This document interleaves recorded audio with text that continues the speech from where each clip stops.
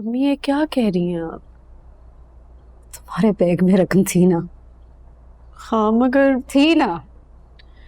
मगर वो तो 5 लाख है ना? जी बाकी बाकी 15 लाख कहाँ हैं? बैंक में जमा करा दिए ना तुमने? अम्मी कौन से 15 लाख? मुझे सच बताओ, कहाँ हूँ मैं तुम्हारी? तुमने तो मुझसे भी छुपाया था कि सारा जेवर और पैसे खुरम ले गया है। मेरे कहने के बावजूद भी तुमने मुझसे तो रकम नहीं ली थी।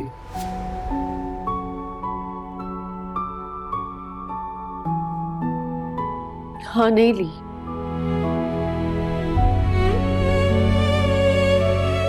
कहां से आए तुम्हारे बैग में 5 लाख रुपए?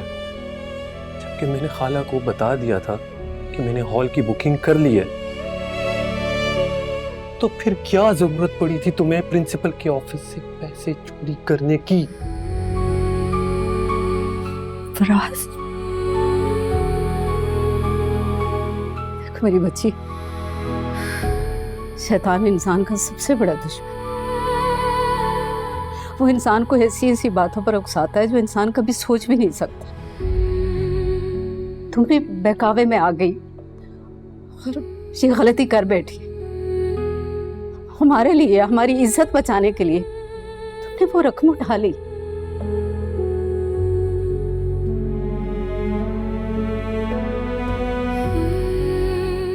हो जाती है जज्बात में गलती इंसान से, तुम भी कर बैठी।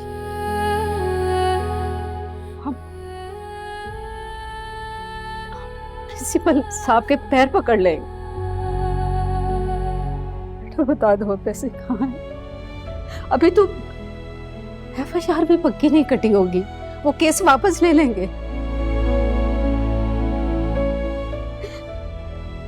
जैसी मेरी बच्ची, बता दो, बताओ तुम पैसे कहाँ हैं?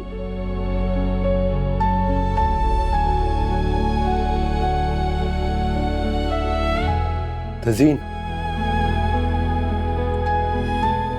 1 मिनट, मुझे बताओ फराज, सच बता दो, क्या तुम्हें वाकई लग रहा है कि मैंने 15 लाख लिए? सच बताना मुझे। हाँ देखो तज़ीन, मुझे नहीं लगता ऐसे। बट अगर तुम सब सच बता दोगी तो ये सारा मसला खत्म हो जाएगा, सब ठीक हो जाएगा यार। हाँ हाँ बेटा, बिल्कुल सब ठीक हो जाएगा, बता दो। सब ठीक होगा? कुछ भी ठीक नहीं होगा, सब खत्म, सब खत्म। दादी मेरी बेटी कहाँ है? मत बोले मुझे अपने मुंह से बेटी, मैं नहीं हूं आपकी बेटी, मर गई तज़ीन। अब जाए यहां से, जाए।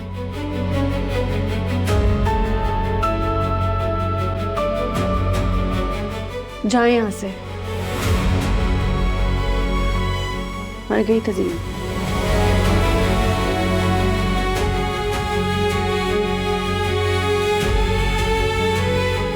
चले खाला।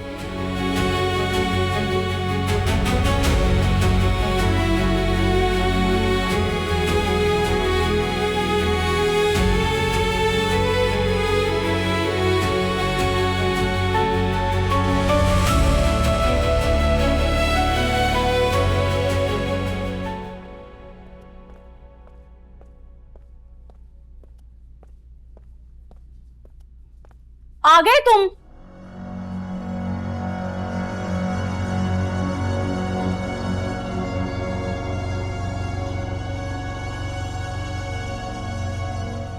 बस इसी बात की कसर बाकी रह गई थी ना। एहसास नाम की तो कोई चीज ही नहीं है।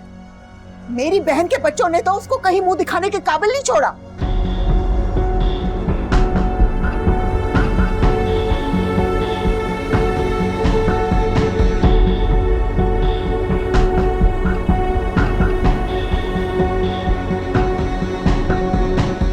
बर्बाद हो गया मेरी बहन का घर तो।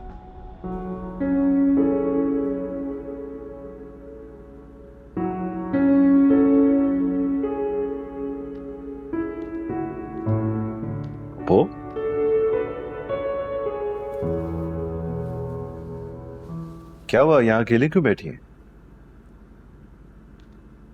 क्या बात है, परेशान लग रही हैं आप? नहीं, बस कुछ पुरानी बातें याद आ गई थी। कौन सी? जब तुम 7-7.5 साल के थे ना, तो आजम ने अपना बिजनेस अमेरिका शिफ्ट कर लिया था और मुझे मजबूरन उनके साथ जाना पड़ा।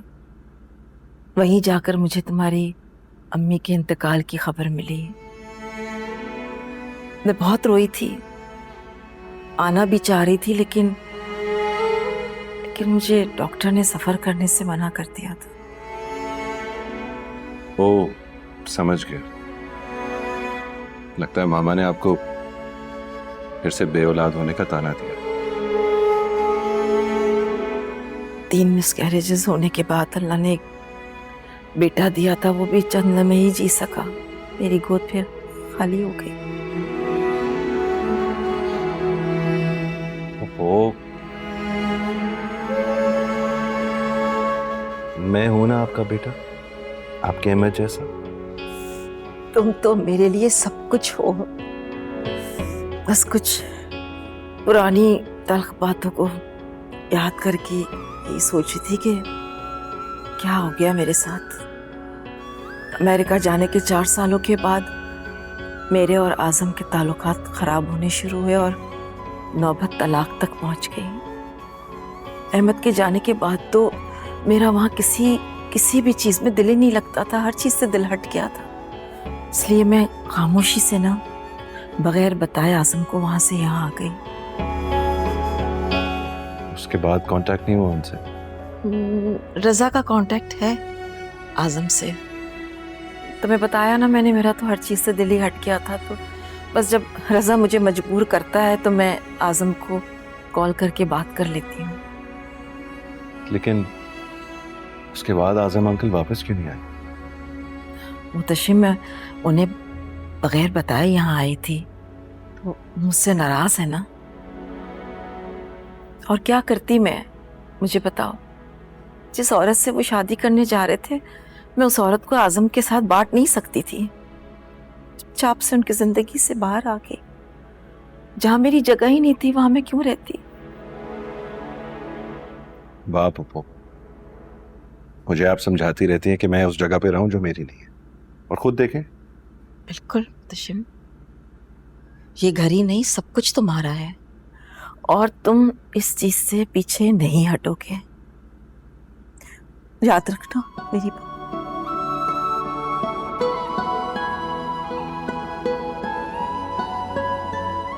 अच्छा, कुछ लाऊं आपके लिए? मैं कुछ ठंडा मंगाता हूं।